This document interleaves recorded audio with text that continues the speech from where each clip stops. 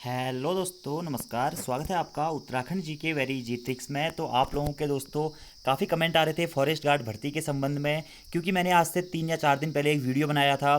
थोड़ी देर बाद मैंने वो वीडियो डिलीट कर दिया था, जिसमें मैंने बताया था कि फॉरेस्ट गार्ड की एसआईटी रिपोर्ट आयोग को भेज दी गई है। लेकिन दोस्तों उस टाइम पे वीडियो डिलीट करने का रीज़न ये था कि आयोग के द्वारा उस खबर की पुष्टि नहीं की गई थी। आयोग उस टाइम पे नकार रहा था कि हमारे पास रिपोर्ट नहीं पहुंची है। लेकिन फाइनली मैं आपको बता दूं, जो भी वो न्यूज़ मैंने आपको पहले दी हुई थी कि 1 तारीख को यानी कि 1 अक्टूबर 2020 को एसआईटी रिपोर्ट आयोग के पास में भेज दी गई है, वो बिल्कुल सही न्यूज़ थी दोस्तों। तो फॉरेस्ट गार्ड भर्ती के बारे में आज की इस वीडियो में हम बात करेंगे। इसी के साथ साथ में दोस्तों जो भी आप लोगों के आगामी एग्जाम्स होने हैं, 6 एग्जाम जिनकी डेट लिस्ट कब तक आएगी ये बात करेंगे। और आप में से काफ़ी सारे लोगों के लगातार कमेंट आते हैं वन दरोगा भर्ती को लेकर या फिर कनिष्ठ सहायक भर्ती को लेकर कि इनके एग्जाम्स कब तक हो सकते हैं। तो हम सभी चीज़ों के ऊपर बात करेंगे। तो सबसे पहले हम शुरू करते हैं दोस्तों फॉरेस्ट गार्ड भर्ती के संबंध में। तो जैसा कि आपको पता है दोस्तों कि 16 फरवरी 2020 को उत्तराखंड के इतिहास का सबसे बड़ा एग्जाम था, फॉरेस्ट गार्ड एग्जाम हुआ था। उसके बाद कुछ धांधली हुई, काफ़ी लोग पकड़े भी गए, काफ़ी लोगों के खिलाफ जांच भी बैठी, एसआईटी रिपोर्ट भी हुई, लोगों की गिरफ्तारी भी हुई। लेकिन फाइनली आप लोगों के लिए खुशखबरी की बात यह है कि 7 महीने की जांच के बाद एसआईटी ने अपनी जांच रिपोर्ट कंप्लीट कर दी है। और जांच रिपोर्ट कंप्लीट करने के बाद उसने आयोग को उस जांच रिपोर्ट को फॉरवर्ड कर दिया है। जांच रिपोर्ट में क्या है, कैसे है दोस्तों, ये किसी को भी नहीं पता। बस एक न्यूज़पेपर के माध्यम से आप ये समझ सकते हैं कि न्यूज़पेपर में आया हुआ था कि 31 के आसपास लोगों की गिरफ्तारी हुई है और लगभग लगभग 81 के आसपास ब्लूटूथ फ़ोन प्राप्त हुए थे, या फिर इससे संबंधित जो भी जानकारियाँ होंगी वह सभी एसआईटी में कंप्लीट होंगी। उससे ज़्यादा आंकड़ा पुलिस वालों ने खोला नहीं, ना ही एसआईटी का आंकड़ा ऐसे लीक होता है। उन्होंने वो रिपोर्ट भेज दी है अधीनस्थ सेवा चयन आयोग के पास में। एसआईटी रिपोर्ट में क्या है, कैसे है, ये फिलहाल अभी तक किसी को नहीं पता।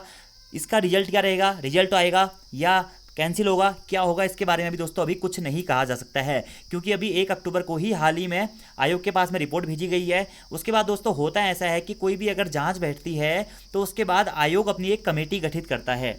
आयोग अपनी एक दोस्तों कमेटी गठित करेगा। उस कमेटी में आयोग के सचिव भी रहेंगे, आयोग के कुछ प्रमुख कर्मचारी रहेंगे, आयोग के अध्यक्ष रहेंगे और साथ ही साथ आयोग के कुछ लॉ एडवाइजर्स भी रहते हैं जो कि कानून से संबंधित रहते हैं और आयोग को ये गाइड दे करते हैं कि इस पेपर में क्या होना चाहिए। यानी कि दोस्तों अगर धांधली का स्तर, जैसा कि आप सभी लोगों को पता है, सुप्रीम कोर्ट की नियमावली है कि अगर धांधली का स्तर 8% से कम है, अगर धांधली का स्तर 8% से कम रहता है एसआईटी जांच रिपोर्ट के आधार पर, तो हो सकता है कि वो भर्ती बच जाए, क्योंकि सुप्रीम कोर्ट ने ये आदेश दिया हुआ है कि 8% से कम धांधली में पेपर को बचाया जाना चाहिए और जो ईमानदार कैंडिडेट हैं, चयनित छात्र हैं, उनको ज्वाइनिंग दी जानी चाहिए। अगर दोस्तों धांधली 8% से ज़्यादा होगी तो फिर तो ये पेपर लगभग लगभग कैंसिल ही हो जाएगा। लेकिन जहां तक अभी तक सूत्र आ रहे हैं, सूत्रों के हिसाब से आप ये कह सकते हैं कि इसमें धांधली 8% से कम ही है, क्योंकि करीबन करीब 31 लोगों के आसपास की ही इसमें गिरफ्तारी का मामला सामने आया है। बाकी क्या डिसीजन होगा दोस्तों, वो आयोग का वो पैनल लेगा। जो भी पैनल बनेगा, जिसमें जो भी कमेटी बनेगी, कमेटी के द्वारा जो भी निर्णय लिया जाएगा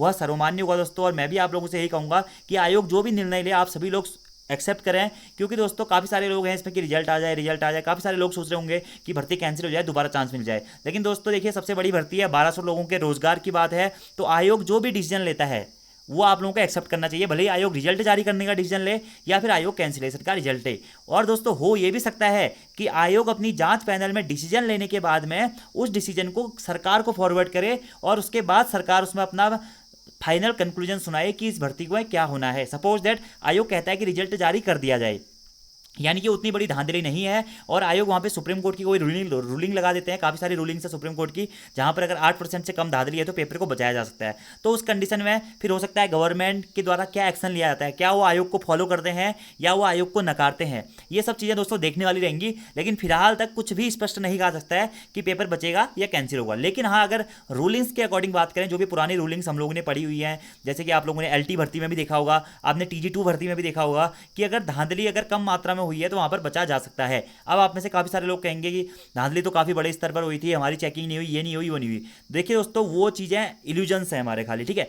मेन चीज़ क्या है, जो एसआईटी ने किया हुआ है, ठीक है, उसके अलावा गवर्नमेंट कुछ नहीं देखेगी, क्योंकि गवर्नमेंट कहें या आयोग कहें, वो ओनली डॉक्यूमेंट्स को फॉलो करते हैं। आप लोगों को भी पता है, हमारे पास नॉलेज कितनी भी हो, लेकिन फाइनली हमारी OMR सीटी चेक होती है, हमारी कॉपियां ही चेक होती हैं और उसी के आधार पर हमको रिजल्ट मिलता है। तो वही चीज़ दोस्तों हमारे वो इल्यूजन्स हैं कि इतनी बड़ी धांधली थी जो भी था, लेकिन फाइनली आयोग और गवर्नमेंट उसी चीज़ को मानेंगी जो कि SIT रिपोर्ट में लिखा हुआ रहेगा। SIT रिपोर्ट में दोस्तों अगर धांधली का कंक्लूजन है, अगर SIT ये मानती है कि हाँ एक वाइड लेवल पे ये चीज़ हो सकती है, हमारे पकड़ में चीज़ें नहीं आई हैं और इससे भी बड़े स्तर पर हो सकती हैं वगैरह वगैरह, तो वो चीज़ अलग है। लेकिन जहाँ तक है SIT ने अपनी जांच पूरी कंप्लीट करी है, 7 महीने लगाए हैं, तो जांच भी होप सो दैट की अच्छी ही करी होगी और उसी के आधार पर फिर गवर्नमेंट को निर्णय लेना है। तो अभी कुछ नहीं कह सकते कि क्या होगा, फिलहाल आयोग अपनी कमेटी गठित करेगा और आयोग कब तक ये डिसीजन लेगा दोस्तों अभी इसमें कुछ नहीं कह सकते हैं। लगभग आप ये मान के चलिए 10 से 15 दिन का समय लग जाएगा ये चीज़ें एक्सपोज होने में कि फाइनली आपका रिजल्ट आएगा या फिर ये भर्ती प्रक्रिया कैंसिल होगी। लेकिन फिलहाल तक जो चांसेस लग रहे हैं दोस्तों, क्योंकि देखिए ये भर्ती 2016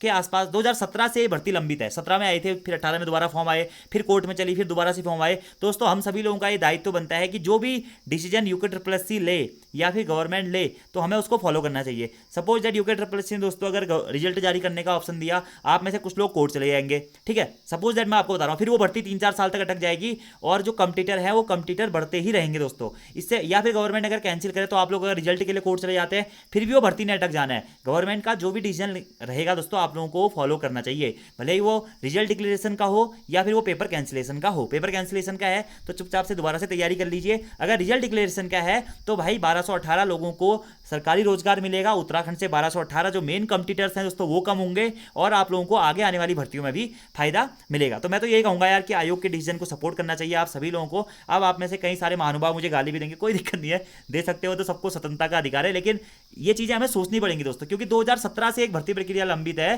और फाइनली 2021 आने वाला है और अभी तक भी उसका कोई कंफर्म नहीं है दोस्तों। अभी उसमें देखिए नॉर्मलाइजेशन होना है, रिजल्ट आना है, उसके बाद आपका फिजिकल होना है, उसके बाद में उसमें फाइनल रिजल्ट आएगा, लेकिन ये प्रोसेस कब तक रहेगी, कब तक चलेगी, कुछ नहीं कहा जा सकता है अभी, ठीक है।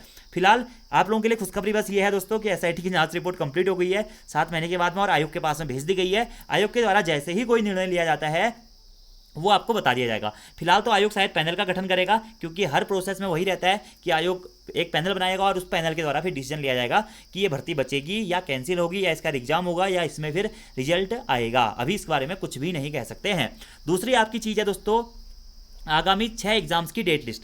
आगामी 6 एग्जाम्स में आपका आबकारी प्रवर्तन सिपाही का पेपर है दोस्तों, सहायक कृषि अधिकारी का पेपर है, JEE सिविल का पेपर है, इसी के साथ साथ पशुपालन प्रसार अधिकारी का पेपर है, सहायक लेखाकार का पेपर है और JEE इलेक्ट्रिकल का पेपर है। इसको लेकर भी दोस्तों काफ़ी सारे लोगों की क्वेरीज थी कि JEE इलेक्ट्रिकल का पेपर होगा या नहीं होगा, क्योंकि गवर्नमेंट ने वो एग्जाम कैंसिल किया था। अब JEE इलेक्ट्रिकल की अगर आप बात करेंगे दोस्तों वहाँ पर तो धांधली 0% है, लेकिन फिर भी क्या किया था आयोग ने वो पेपर कैंसिल कर दिया था। तो अभी फॉरेस्ट गार्ड का भी यही सीन है, आयोग जो भी करेगा वो आपको मानना पड़ेगा, ठीक है। वहाँ पे भी क्या होता है, वहाँ पे धांधली कुछ हुई नहीं, कोई पकड़ा नहीं गया, लेकिन फिर भी आयोग के द्वारा वो पेपर कैंसिल हो गया और फाइनली आप देख सकते हैं कि 2016 की वो भर्ती है और अभी तक वो कोर्ट में चल रही है। तो इसका पेपर होगा या नहीं होगा इस बारे में अभी कुछ भी नहीं कहा जा सकता है, क्योंकि आयोग के द्वारा लगभग सभी एग्जाम्स के सिलेबस भी अपलोड कर दिए गए हैं, लेकिन UKSSC इलेक्ट्रिकल का सिलेबस अभी तक अपलोड नहीं हुआ है। और जहाँ तक प्रोबेबिलिटी है दोस्तों वो एग्जाम होना थोड़ा सा टफ है, क्योंकि उसमें कोर्ट से अपॉइंटमेंट पर भी स्टे दिया गया है। और दूसरा जो इश्यू था दोस्तों JEE सिविल वालों का, उनका ये कहना है कि यार आयोग ने पूरे 110 पेजों का सिलेबस दे दिया है। देखिए दोस्तों JEE सिविल का जो पहले सिलेबस था, जो पिटकुल UPCL की 2016 वाली भर्ती थी, उस टाइम पे जो सिलेबस था वो एक लिमिटेड सिलेबस था, लेकिन अभी क्या हुआ UKSSC ने अपना सिलेबस पूरा अपडेट किया है दोस्तों। और जो भी आप लोगों ने पढ़ा है ना 3rd same 4th same 5th same और 6th सेम अपने पॉलिटेक्निक के कार्यकाल में, जो भी आपने 3rd same 4th same 5th same 6th same में पढ़ा है, वह पूरा का पूरा सिलेबस ही UKSSC ने आपको दे दिया है। भले ही आपके 3rd सेम में कितने ही सब्जेक्ट रहे हो, सभी सब्जेक्टों का सिलेबस, जैसे कि सपोज 6 या 5 सब्जेक्ट आप लोगों के रहे होंगे, तो जितने भी वो 24 सब्जेक्ट होंगे ना, 24 सब्जेक्ट का एक एक टॉपिक UKSSC ने आप लोगों के सिलेबस में दे दिया है। तो इसका मतलब है आप लोगों को सिलेबस फॉलो ही करना पड़ेगा दोस्तों। आप ये नहीं कह सकते UKSSC से कि सर इतना बड़ा सिलेबस आपने कैसे दे दिया, हम कैसे तैयारी करेंगे। तो ये तो सोचने वाली चीजें हैं कि आप लोगों ने अगर डिप्लोमा किया हुआ है तो आप डिप्लोमा के सिलेबस के अकॉर्डिंग ही आपका एग्जाम पेपर आएगा, ठीक है। तो कोई इल्यूजन नहीं है यार कि 110 पेज का सिलेबस आ गया, हम कब इतना पढ़ेंगे। दोस्तों अगर आप तैयारी कर रहे हैं तो आप लोगों का एक बेस इतना बना हुआ रहना चाहिए कि जो आपने डिप्लोमा में पढ़ा हुआ है फाइनली वो सब्जेक्ट आपके पहले से कवर रहे हैं, ठीक है। अब वो तो हम कह नहीं सकते कि आप लोग खुरमी एन खुरमी पढ़ रहे हैं, मेहता एन मेहता पढ़ रहे हैं, जो भी किताब होती है सिविल की ऑब्जेक्टिव, उनके बेस पे जो वहाँ पे टॉपिक दिया है वही आपको क्लियर करने पड़े, ऐसा नहीं होता है दोस्तों। आपको पूरा सिलेबस ही क्लियर करते हुए चलना पड़ेगा, भले ही वो मैटलैब ही हो, मैटलैब के क्वेश्चन भी आपको एग्जाम में देखने को मिलेंगे। तो सब चीज़ें, ठीक है। और अगली हमारी चीज़ ये है कि इनका एग्जाम होगा कब फाइनली। देखिए दोस्तों, अभी तक जो सुनने में आ रहा है, क्योंकि आयोग फिलहाल तो आप लोगों को पता है कि 7 नवंबर तक आयोग के पास में बिजी शेड्यूल है, क्योंकि अभी 12 से टाइपिंग शुरू होनी है, उसके बाद में बीच में डॉक्यूमेंट वेरिफिकेशन करने हैं आयोग ने, और उसके बाद में आप लोगों के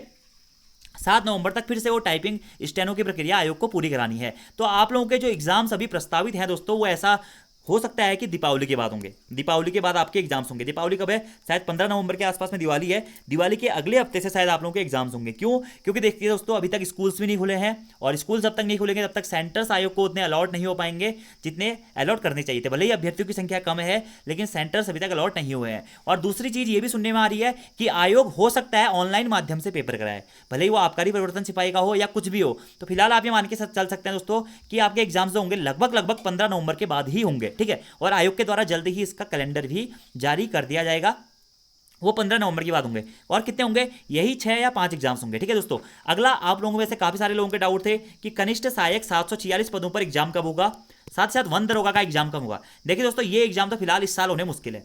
ये एग्जाम या तो अगले साल ही होंगे, या इस कैलेंडर को छोड़ के जो अगला कैलेंडर आएगा उसमें आप लोगों के ये एग्जाम सभी होंगे, भले वो कनिष्ठ सहायक की बात करें, वैयक्तिक सहायक की बात करें, या फिर हम बात करें वन दरोगा एग्जाम्स की, ठीक है। इसी के साथ साथ में जो भी आगामी भर्ती आएंगी दोस्तों, फिलहाल जो भी आने वाली है हमारे नज़र में, एलटी की आने वाली है, वीडियो की आने वाली है, वीपीडीओ की आने वाली है, और बंदी रक्षक की आने वाली है। तो इन सभी के एग्जाम्स आप लोगों के अगले कैलेंडर में ही हो जाएंगे, क्योंकि आप लोगों को पता है आजकल आयोग के द्वारा नोटिफिकेशन जारी करते ही एग्जाम की तिथि भी घोषित कर दी जाती है। तो फिलहाल जो नई भर्ती आएंगी उसमें आपको 3 से 4 महीने का ही समय ज़्यादा से ज़्यादा मिलेगा। जैसे हाईकोर्ट वाले एग्जाम में हुआ था जो 1 दिसंबर को हुआ था, उसमें आयोग ने मात्र 2 महीने का समय लिया था एग्जाम कराने में।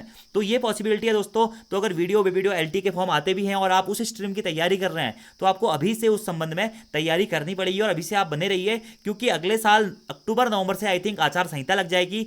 चुनाव होने हैं 2022 में उत्तराखंड में, और चुनाव से पहले वैकेंसी तो आनी चाहिए, और वैकेंसी होने से पहले मेरे ख्याल से उसके एग्जाम्स भी आप लोगों के हो जाएंगे जुलाई से पहले पहले। तो ये जो एग्जाम्स होंगे कनिष्ठ सहायक और वैयक्तिक सहायक के, ये तो दोस्तों इस साल होने बहुत ही मुश्किल है। अगले साल जनवरी, फरवरी या मार्च, इन महीनों के अंतर्गत ये एग्जाम्स आप लोगों के हो सकते हैं, ठीक है। तो आई होप आज आपके सारे डाउट्स क्लियर हो गए होंगे। फॉरेस्ट गार्ड भर्ती का क्या होगा अभी कुछ नहीं कह सकते हैं, एसआईटी गई है, आयोग डिसीजन लेगा, वो मानना होगा। दूसरी चीज, 6 एग्जाम्स जो आपके होने हैं उसके जो डेट है दोस्तों, वो दीपावली के बाद शायद वो आपके अब इश्यूड होंगे, ठीक है। और एडमिट कार्ड या जो भी उसकी प्रोसेस रहेगी, कब कौन सा एग्जाम होगा, उसकी लिस्ट आते ही आप लोगों को सूचित कर दिया जाएगा। और कनिष्ठ सहायक और वन दरोगा और जो भी भर्तियां आपकी होनी है या आनी है, उनके बारे में भी हमने बात कर ली है। तो आज की इस वीडियो में इतना ही दोस्तों। Thank you, thanks for watching this video, see you next time.